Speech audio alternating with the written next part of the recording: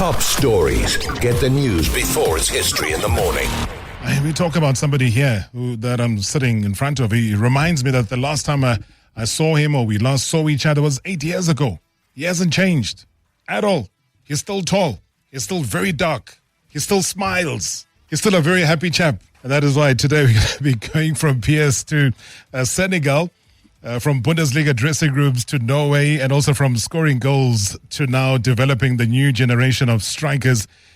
He was known to you and me back then as Long Weekend, the towering Senegalese forward who became a firm favorite with South African football fans. Now, I think at some point he was the tallest player, if I'm not mistaken, in the Premier League. He still stands. He hasn't shrunk. He still stands at 1.94 meters. Mame Cheikh was impossible to miss on the pitch. I mean, even harder to forget. Moroka Swallows, SuperSport United, Mamelodi Sundowns, Amazulu, University of Pretoria, Stellenbosch. I can go on and on and on. This was a career that took him across Senegal, South Africa, Germany, Cyprus, as well as Norway. It also included battles with some of the biggest names in the game, announcing himself in the PSL with, guess what, 14 goals that he scored in his first season at Swallows, and also proving that the big man could go far more than just to win aerial battles. If you go back in time and you remember his timing, his movement, and most importantly, that striker's instinct, but also hanging up his boots in 2019. I don't know why he hung up his boots. I mean, he didn't walk away from football. He went straight into coaching. He walked, working in Norway. There's only one thing I can think of there is how cold it is. Also developed young players, and today he's back in South African soil. That's the good news, working as a strikers coach at Warriors FC Academy.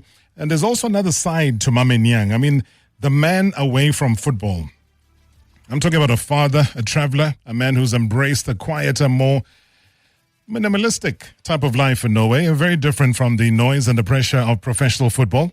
But that's why today, there's plenty to talk about: his journey, his memories of the PSL, life after football, developing strikers, and his thoughts on the biggest conversations surrounding African football. So let's welcome a man who knows African football from inside out and knows what it takes, though, to lead the line. And now he has traded the boots for the coaching badge. Mame Cheikh. Oh, long weekend. It's been a long time. Yeah. Welcome to Marawa Sports Worldwide, sir. Thanks, Rob. It's a privilege to be here, and it's good to see you. You haven't changed also. You look still good. so welcome to the boat. It's a privilege to be here. So I think it's the second time I've been in your show. Sure. So I enjoy it always when I come. And you were saying it's 8 years. 8 years ago, yeah. Yeah. 8 years ago, I left after my wedding in Stellenbosch. You live a nice life. Huh? You get married in Stellenbosch. That happens when you marry white people. Eh? They take you everywhere. Hey, was that intentional? How did you meet your wife? No, we met actually in Norway, when I was playing in Norway. So when I moved to South Africa, she decided to come with me. Oh. So she visited Stellenbosch and fell in love. Said, I want to get married here New Year's Eve. She said New Year's Eve. New Year's Eve. The day was set on the 2016 New Year's Eve. At the wine farms there. Yeah. So what did she love about Stellenbosch? I think it's the look of the wine farms, and the nature. She likes the nature part of it. I think it's one of the things that drove her into getting married there. So we had actually 35 guests from Norway on that wedding. 35? Did they fly in from Norway? Or? Flying from Norway to Stellenbosch. You never know, because Cape Town's full of Norwegians. That's they really don't even have to fly there. They're really... That's so true, yeah. And all of them flew back because they decided, this is too nice. No, they spent some weeks here because they were getting some suns here. They never experienced a Christmas without snow. Oh, yes. Because it was Christmas time, that time. Correct. So they came here, it was hot. South Africa is hot in that time. Cape Town, the sun sets at 9 o'clock. There. So they enjoyed it. They were here for 2 weeks. We went on a honeymoon and they were still here. I know you say it, and you said it very jokingly. You said that's the nice thing about marrying a white person. That wasn't like an intentional thing. Love is love. It has no color. You guys meet. You meet in Norway, and boom. No, but actually, my plan was actually to just give her a dream day. A dream day was Stellenbosch New Year's Eve, family from Norway to South Africa. That was it. But you had a lot more up your sleeve, or maybe she had a lot up her sleeve, because once you see South Africa, you get addicted, especially down in Cape Town. She loves South Africa. She loves Cape Town still, especially. Cape Town it was a place for her. So when I signed for Stellenbosch, she said, "Yeah, I'm moving." You're not even leaving me. We're moving. I said, "Okay, let's go." It was the right place. It was absolutely the right place. So, and you found married life to be something that you're at peace with, because as football players, hey, you guys have it very, very tough. You know, ladies just love football players. Wherever you travel, you're at the airport. Wherever you travel, at the hotels, at the stadiums, it's you're a target. You're a moving target all the time. Yeah, it's always like that. So How did you handle it? I thought for me, getting married would get me out of trouble. It hasn't. It hasn't. Hey, man. How so? No, I don't know. Maybe I'm 6'4" and I'm dark as ink. I'm gonna smile. I don't know. So they can't miss you. They can't miss me. It's impossible. So yeah, but I tried. I'm trying. I'm trying to avoid that temptation. Yeah. So how do you get them to back off somehow? I mean, do you flash a ring? Do you wear a ring? I don't know. I didn't notice. I think it's more about the personality also. Yeah. You know how you handle yourself in front of people and in front of your lady. I think that tells the story. Even though you find those that are stubborn, they will not care. But still. Yeah, as I'm saying, it's very difficult. I can imagine when you're getting onto an airplane, and then people, even if they don't know you personally, they don't know you as a football player, but they have a suspicion that this guy must be a superstar, athlete, must be an athlete of some sort. I always get that. There was a woman that I met when I was traveling to Paris. That was 2015. She saw me. She was like, "What do you do for a living?" I said, "I'm a professional sportsman." She said, "Do you consider modeling?" I said, "I never considered that." Seriously, she was a white lady. So I said, "I never considered that. It never crossed my mind." She said, "Okay, you should." I said, "Okay, I didn't know."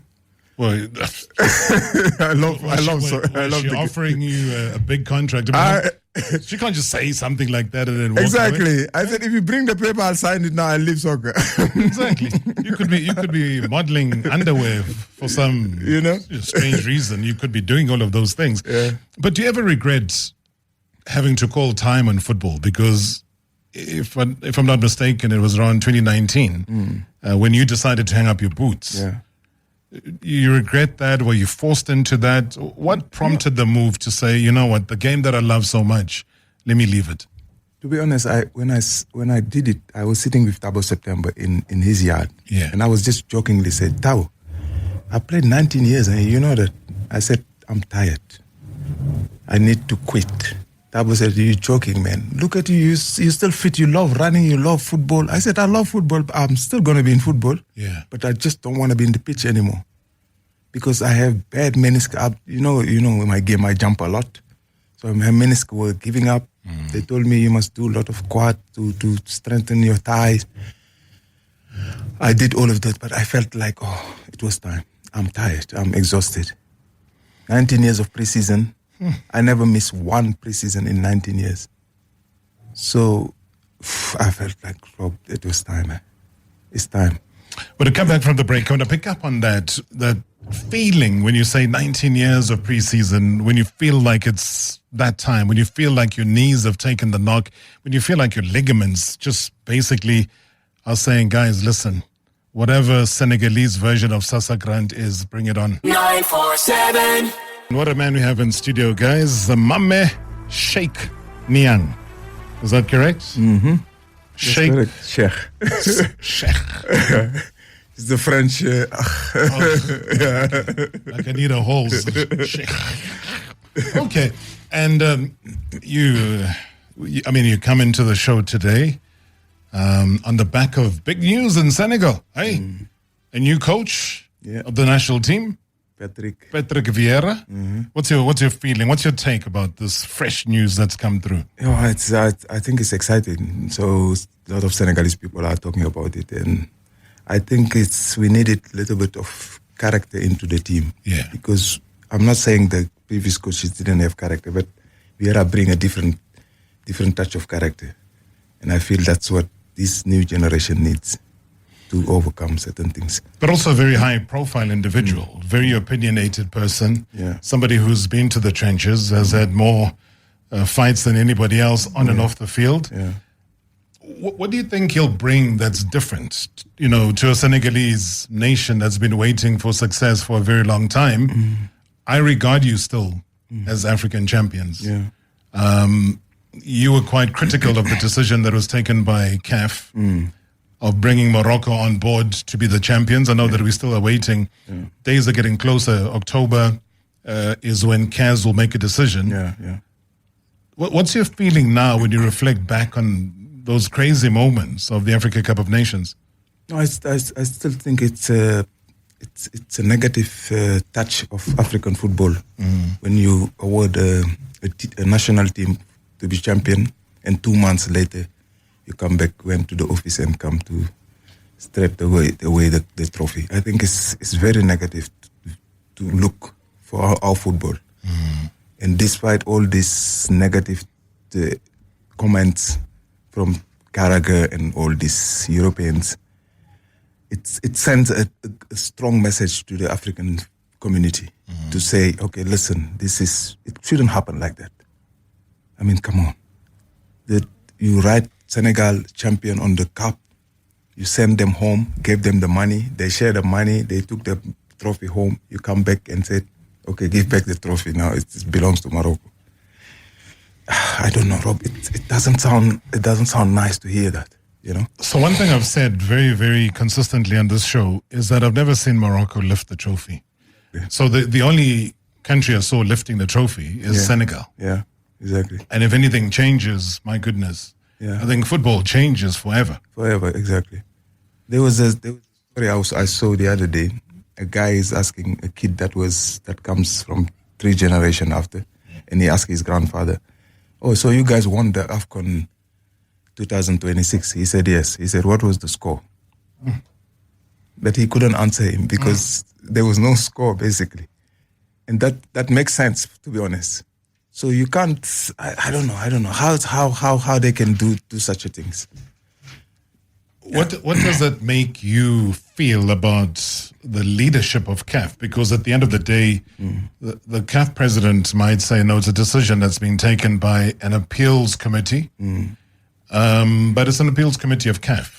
Yeah. So you can't really divorce yourself, whether you say it's independent or not. Mame, for me, that is no excuse. It still represents, if it had happened under UEFA, Cheferin and his leadership would have taken the blame for that. Yeah. What do you make of the leadership now of CAF? No, it looks so messy when you think about it. When I was talking to I can't remember who was I talking to, a former teammate. I said, if Patrice remember that he has only one Senegalese player at Sundowns, he should have awarded us the trophy. Because you were there when he was there. I was there when he was there. So, but I think it paints a bad picture to Patrice is a top leader. It's the best I've had in South Africa. But I feel like when this thing happened, it sent a bad image behind his back. People think it's his fault. When he went to Senegal, they treated him well, so they hosted him very well, and he was treated very well. And then this happened.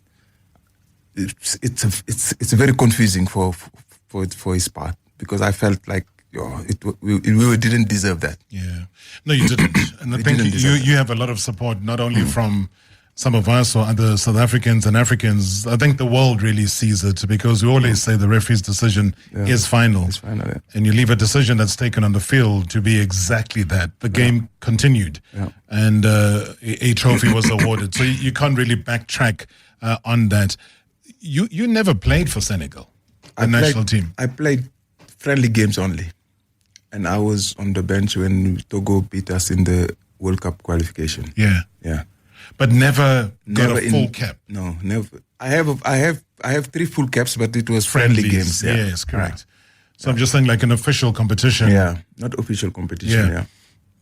What's your thought about that though? Because even at the time, I felt that if you're gonna come and play in a top league like South Africa, first season you score 14 goals.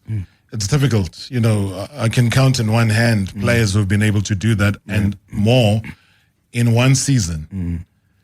And you still don't get called up. Have you ever questioned yourself as to why you never got your deserved call-up? To be honest, Rob, I got my first call-up while playing for Giraffe in Senegal. Yes. And that's very rare to happen in Senegal in modern days football because 99% of our selections are European-based players. Yeah. But Guy Stéphane, the assistant coach of France now, he was the assistant coach of Deschamps, was the one that called me for the national team. I didn't go to Swallows yet that time. Yeah. Then I went to Swallows, I became top goal scorer of the league. In South Africa, they didn't give me a call-up. I went to Germany, I didn't play, they gave me a call-up. So the whole thing was telling me, okay, you have to be here to play for the national team, basically. You have to be in certain leagues to play for Senegal. So they would recognize the Bundesliga over the PSL? Over the PSL, even if you don't play enough. I was going to say, but you weren't even playing there. I wasn't playing. I played six games or something. But then in the team sheet, it looks good. Mame Cheikh Niang, Wolfsburg. Wolfsburg. It's a big team. It's a big team. It's a big club. So then they'll say, look at our internationals. They play here, they play there, they play in Germany. Not second division, they're playing in the Bundesliga. In the Bundesliga, then they call me. But then they still don't play you in the national team. They don't play me. Then I went to Norway. They didn't call me. In Norway, I was scoring almost every second game. They didn't call me. I came back to SuperSport. I scored against Manchester City. They gave me a call-up again. Yeah, man. Remember that game we played here? The City game, yeah. That was my third call-up. So basically, they were looking for highlights of my career. During my career, they were looking for highlights. They knew who I was because when I left, the same generation was the guys that was there. But they were looking for highlights to just pick me in that moment. So you scoring against a Manchester City in a friendly game of zero meaning, for them had every meaning because it was Mame Cheikh Niang scoring against Manchester City versus you playing in the league game and earning your club 3 points, scoring a goal against whatever the version of Chipper United would have been. That didn't count. Didn't count for them. But then that's not fair selection. It's not fair. At one stage, before I actually play for Senegal, I had the opportunity to play for South Africa. Oh. Yeah, in the beginning, one I can't remember his name, Kakana or something, came to me and said, "You can change citizenship. You haven't played for Senegal." Who, the journalist? I can't remember his. It was Kakana, I think. It was a journalist or something like that. Yeah, there was a journalist. He's since passed away, David Kakana. Yeah, that was the guy. At the SABC. Yeah. I said I could play for South Africa, but I wanted to play for Senegal so bad because I had that pride that I wanted to play for my country. But when I think about it, I thought, I should have played for South Africa, seriously. Yeah. Because so you regretted not taking that? I regret not taking that chance to play for SA. But had you had any talks with Safa or the coach at the time? Had you had any conversations or were you just looking at? Yeah, I had a conversation. I remember they came to Swallows camp. We were training there camping by Bushwood Hotel. Yes. And they came, and they came with 2 guys from Safa. Can't remember their name. It's 21 years ago. So they came, they said, "We wanted to talk to you about this thing that you spoke to Kekana about." I said, "Yeah, but can we talk about it after the game because I want to focus on the game and stuff like that. So they said, yeah. But they probably realized, oh, this guy doesn't want to play for South Africa. But that time, that's just me. But deep down inside, you wanted to play for South Africa. Yeah, of course. Yeah. Of course, I wanted to play for South Africa. South Africa is one of the biggest nations in African football. And I mean, we see the rise of Cape Verde is not simply because of Cape Verdeans. Yeah. It's because of other nationalities who were able to, or maybe whose parents, gave birth to them in different parts of the world. Yeah, exactly. But still have that lineage to call themselves, Cape Verdeans. Yeah. It really is amazing because being the great player that you were, and I think South Africans can attest to that. I'll play you a couple of voice notes, so that I'm not the only one giving you praise, right? Okay. Talk about someone who's got a beautiful mind, a good heart. It was easy to tell Mame Niang's got a good heart, soft-spoken, but once he's on the field of play, he'll score you those beautiful goals. What a striker we had. Moroka Swallows, Super Sport, Sundowns. Oh, gosh. I used to love Mame Niang. His height, and he knew how to use his height, how to hit balls, how to shoot, get into spaces. Mame Niang, oh, your flowers, my brother, your flowers. Always got a good heart, that man. Oh, soft-spoken, but hey, on the field of play, a beast. Soft-spoken, but a beast. Were you, two personalities in one? Yeah, that's what my brother said. He said, I can't compare these two personalities you have when you're in the pitch. Yeah. You look so different. Are you smoking something? I said, I don't smoke anything. It's just my mentality. When I'm in the pitch, I'm like your Roy Keane type of player. But when I'm off the pitch, I'm different. Yeah, very calm. Yeah. But still talking about Sundowns, though, you didn't really play much when you were there.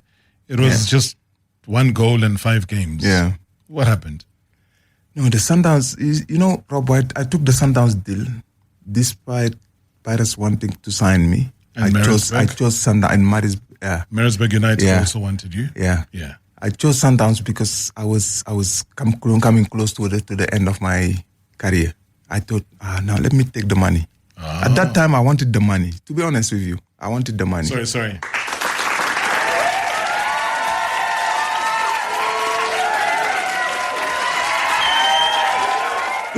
I love honest people. I wanted the money, but then I got there. This competitive mentality got into me. I see top players there, and I said, I want to compete. I'm here to compete. But then we were playing, and sometimes I play, sometimes I don't. Not what I'm used to, because most clubs I play in South Africa. So I said to myself, I'm gonna be professional, like I always been. Come to training on time, always do the things right, and be there to support the team to win titles. That was the main thing.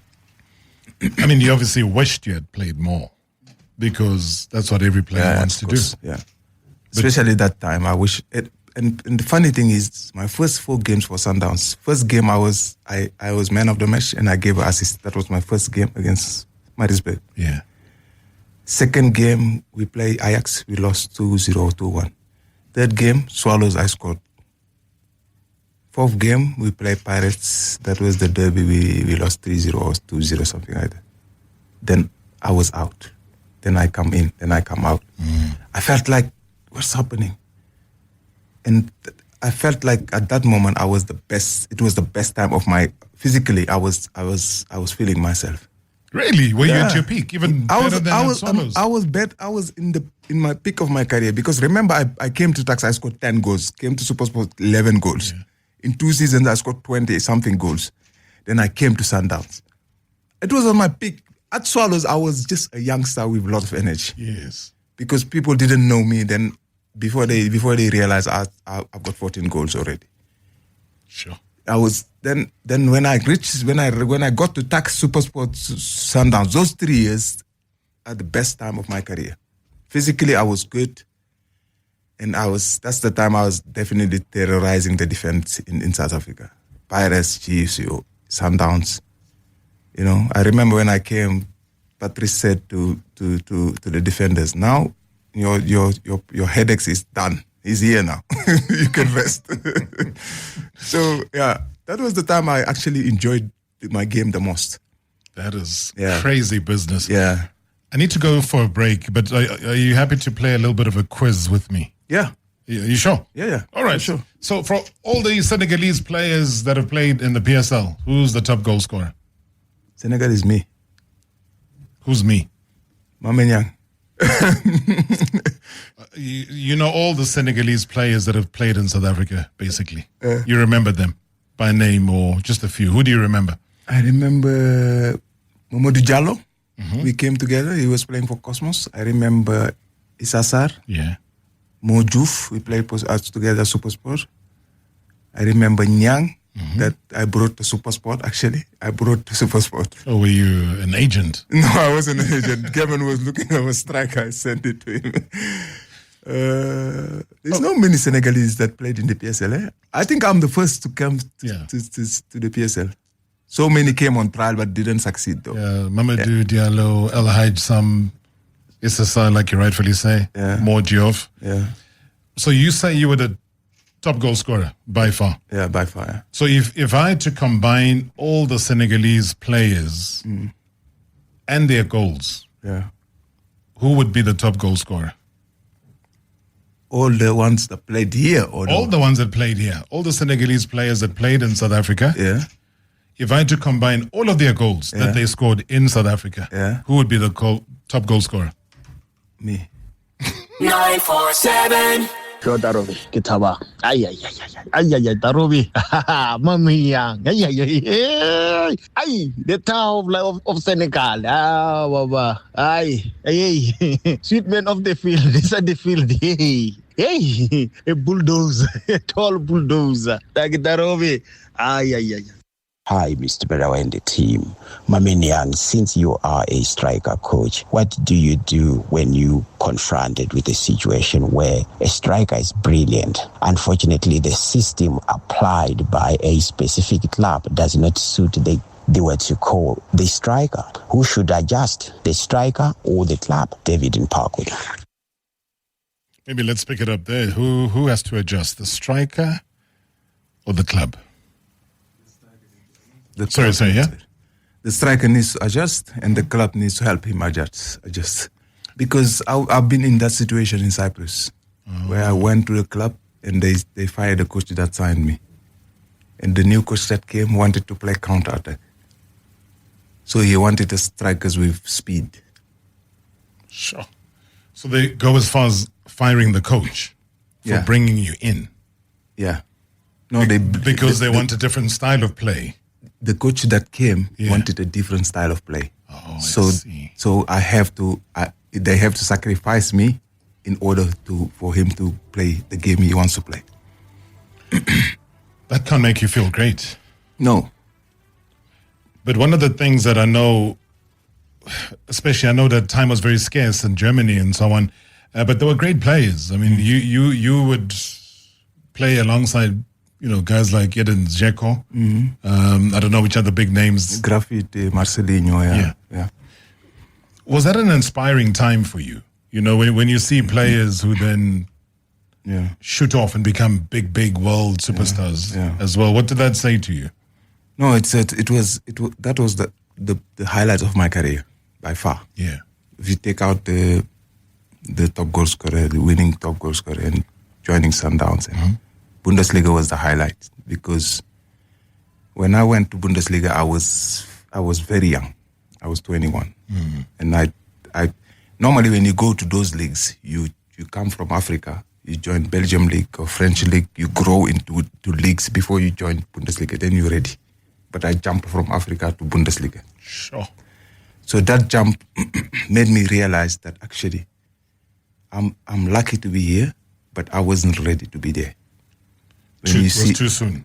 It was too soon, you understand? Yeah. So when I see Edin Dzeko, when we do finishing and you see these strikers that been there, that went through those hurdles, the finishing, how they touch the ball, how they hit it, left, right, you realize, you have work to do. The gap's big. The gap is big. Good evening, Rob. Good evening, Mame Cheikh. Yeah, Robert, you've got a legend there. He reminds me of my late brother who used to love Moroka Swallows so much. You know, he used to love him so much at Moroka Swallows. The team Moroka Swallows, I wish it can come back, man. You've got a legend there. This Richard from Portugal. Good evening, Rob, and good evening to the legend. Rob, you are talking to a prolific striker there, a goal poacher of note. Mame Cheikh, I need to find out from you. Senegal has got the reputation of producing tactically and technically gifted players from the young age who are able to transition into European football. And I need to find out what is it that Senegal is doing differently at development level, which you believe other African countries can learn from Senegal. Thank you so much, Teboko, thank you so much. What's Senegal doing differently? Basic stuff. Basics. What, academies or how? Academies. Now the academies are very strong in Senegal. They're stronger than the clubs. So because they brought some of former players to come coach in Senegal, and they're doing a lot of basic stuff that you repeat for the kids to learn. How to finish with the inside foot, how to finish with the outside foot, how to head the ball. Those kind of stuff. Easy stuff that people might see very, very, very banal, but it's very important. Is that part of why you are now driven to become a coach? I mean, you're a strikers coach at Warriors. Exactly, yeah. What are you wanting to achieve, given what you know about the game now? Because I've lived in this country. This is the second country I know after Senegal. When I left Senegal, this is the first country I reside. And this country is part of me. And I felt like, strikers' point of view, we always struggle in South Africa. So I came back to help, especially the youth team players, to be able to pick a spot when they're scoring. Has Bitsum Sabane called you to become part of his technical team? Oh, I would love that. Huh? No, not because yet. we're waiting for him to be announced as a Bafana coach. No. Like if you had to say, hey, we have a problem here with our strikers. There's Mame Cheikh here who used to score goals for fun. Yeah. Hey. No, I'm very happy for him. He's a hard worker. He's a very dedicated person. Very happy for him. He's taking over Bafana. Good evening, Robert. Odysseus in Cape Town. Well, what a great player Mame Cheikh. He was for Moroka Swallows and Supersport. I've got one question for him, Rob. I don't know. I want to ask how many caps he had for the Lions of Teranga. If there are few, what might have been the problem for him and not to play and have lots of caps for Senegal? And what is he doing now? Where is he? Is he still playing football or what? Thank you. Odysseus in Cape Town. Thanks, Audacious. Warriors FC Academy, that's where he is. Unless there's other businesses, I don't know, maybe you've opened supermarkets, I don't know what else you're doing. For now, I'm just trying to help the youngsters. They have Warriors FC, they have this generation of 6 till 13. Yeah. So I'm involved in all the groups, helping the strikers. I do finishing. And I also do some private lessons with strikers to finish. But what about the clubs, though? I mean, the teams in the PSL... Yeah. Hey, it's difficult to get a player scoring 12 goals a season. Yeah, I actually contacted one club that I was supposed to go there in July, the PSL club, but unfortunately the coach was fired. Oh. So I couldn't go. The coach wanted me to come and help with the strikers. When was the coach fired? Just recent. No, he wasn't fired. Actually, he moved to another club. So. Oh, so he's still in the PSL? He's still in the PSL, but he moved to another club. A club in Durban? The club was in Durban, but the new club is not in Durban. So, so where's the coach? The coach is still in the PSL. Which province is this? Which club is this? I'm telling Rob, you like to break the bone, eh? Listen, you've got massive bones, my friend. So I need to break one of those. Can be a finger. Hey, which club is this? No, it's. I spoke to Richards Bay coach. Yeah, it was Papi. We played together, or we played against each other. Sure. So he wanted to invite me, but then Richards Bay, he moved to another club. Yeah, it was Ronnie Gabriel's there now. Yeah. Okay. So, yeah. So, It's about a club. So, you know, if Jomo Biel is listening and he's like, oh, my team, maybe we can do with the Mame Niang, because it's about the philosophy of hiring you. Yeah. If Papi Zotwane had the idea to bring you to Richards Bay, then surely Richards Bay should look at the bigger picture and say, oh, maybe let's see this through. Yeah. There might be something great. I really think you should be part of any PSL team. They would do with your services. Hi, Rob. This is Tomiyato from Edenville. Greetings to you and greetings to Mame Niang. Mame Niang, I want to find out from you, how was it migrating from French speaking to the South African culture? While least you were supposed to be concentrate on playing football. Did that affect you much, learning the language, or you knew the English? And I know you didn't know the South African languages, but you, at a later stage, I believe you learned. But the migration part from French to English, how was it on your side? You were such a prolific goal scorer, man. I remember you pairing Pirates at one stage. Actually, I don't want to talk about that game, but good to see you, bro. Good to see you. You can see by the YouTube channel, eh? They were just talking about the language thing, eh? Qu'est-ce que c'est, voulez-vous, language? No, Rob, I think language is something I adore. Yeah. When I came to South Africa, I could only speak Wolof and French. That was it. That was it. Now I speak 6 languages. Which ones? I speak German, I speak Swedish, I speak Norwegian, I speak English, Wolof, and French. Okay, so in exactly 3 minutes, you're going to say goodbye to the listeners in all those languages. Good evening, Mr. Rob. It's Zuluflang here, and good evening to the Mr. W. Shoulders. And good evening to Malankman. It is the Mame Niang. It's been a while. Is he still playing? If not, what is he currently busy with at the moment? And out of all the clubs that he has played for in South Africa, from the likes of, I think it was Amatax, DS, he's played for Sundowns as well. Just to name but a few of the clubs that he played for, which would he say was the best club that he joined as a footballer, especially here in the Premier Soccer League? That's what I want to find out. And I'll be looking forward to hearing that particular response from Mame Niang. Great as always. Thanks. Hi, Rob. This is Mokgeti from Tembisa. I am extremely happy you have Mame Niang in the studio.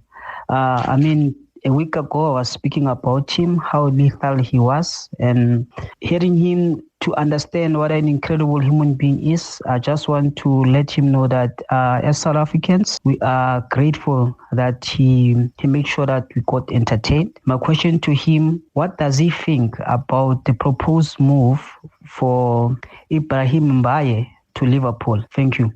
Hey. Baye and Bakola, they were saying that it's going to be a combined move of 155 million pounds. Yeah. Sure. What do you feel about that? I mean, especially... I think those two are very direct wingers. Yeah. They will fit nicely in the Premier League.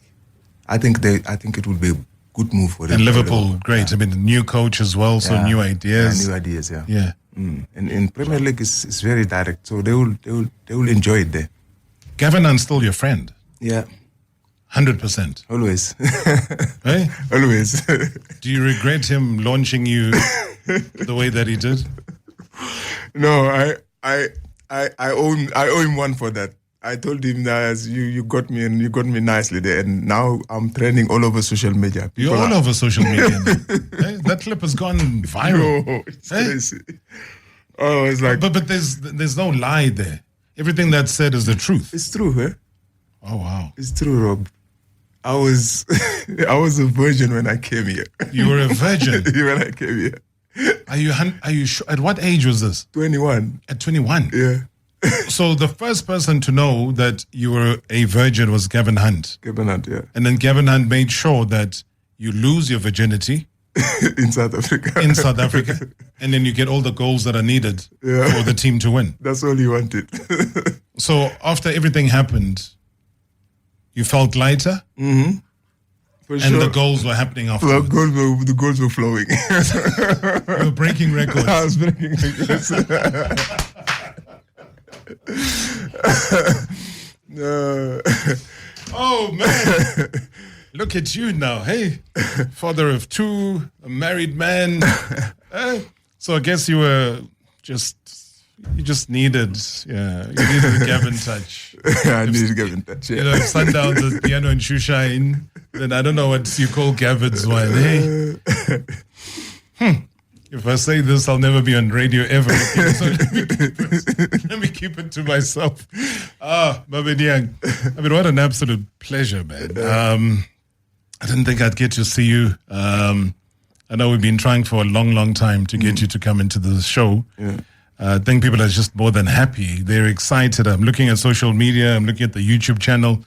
It's almost like it's disbelief. That's how much pride you brought into football. Yeah. And I think South Africans will forever be indebted to you for giving South African football the dignity that it deserved. And we give you the dignity in return because you deserve it, man. You were an absolutely brilliant football player, a brilliant human being. And I'm glad that consistently here we are on the 18th of August, 2026, and you haven't changed a single bit. So just wanted to catch up, man, and say we really thank you for the contribution that you made in South Africa. Thank you, my guy. Thank you.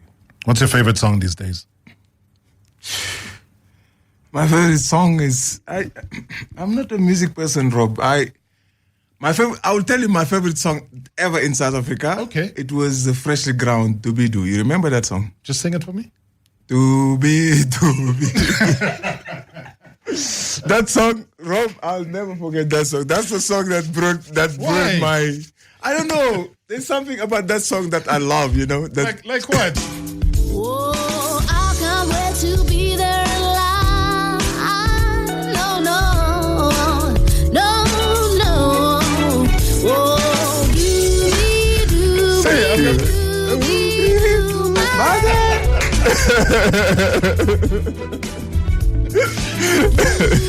I think you liked it because it had no lyrics. It was doobie. Yeah. Oh, man, we are flat out of time. You promised me you're going to be saying goodbye to all our listeners in the 6 languages that you know. So please, very quickly. Au revoir, French. Bye, English. Wolof is Benenion. Then Norwegian is Hade. Swedish is Heido. Then what was the last one? Germany is Cheers. Cheers. Oh, man, that's when they're drinking beer.